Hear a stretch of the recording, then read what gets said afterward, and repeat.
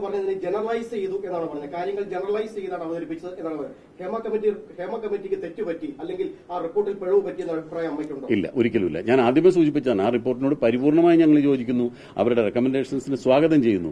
ഇങ്ങനെ ജനറലൈസ് ചെയ്ത് പറഞ്ഞതിനോട് അതിന് ആ റിപ്പോർട്ട് ജനറലൈസ് ചെയ്ത് പറഞ്ഞു എന്നല്ല പറഞ്ഞ, അതിൽ അങ്ങനെ ഒരു വാചകം ഉള്ളതുകൊണ്ട് ഞങ്ങൾ ഇപ്പൊ ഈ റിപ്പോർട്ടിൽ പ്രധാനമായിട്ട് പറഞ്ഞിട്ടുള്ളൊരു പോയിന്റ് നിങ്ങൾ വായിച്ചിട്ടുണ്ടാവും. ആ റിപ്പോർട്ട് നേരത്തെ ഒരു പേജിൽ പറഞ്ഞിട്ടുണ്ട്, അവർ function is only to study the issues relating to women in cinema and report, not name or shame anybody or expose the guilty. അതല്ല അവരുടെ ലക്ഷ്യം. അവരങ്ങനെ ഒന്നും ആരെയും കുറ്റപ്പെടുത്തിയിട്ടും ആരെയും ഒന്നും പറഞ്ഞിട്ടില്ല.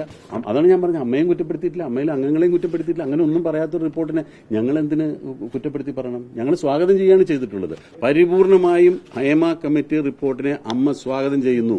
അതിന്റെ റെക്കമെൻഡേഷൻസ് നടപ്പിലാക്കണമെന്ന് അമ്മ ആവശ്യപ്പെടുന്നു. പോലീസ് അന്വേഷണം നടക്കട്ടെ എന്നാവശ്യപ്പെടാനുള്ള ധൈര്യം അതെന്തിനാ ധൈര്യം? അത് നടക്കേണ്ടതല്ലേ? അത് ഭയപ്പെടുന്നുണ്ടെങ്കിലല്ല അതിന് ധൈര്യത്തിന്റെ ആവശ്യമുള്ളൂ.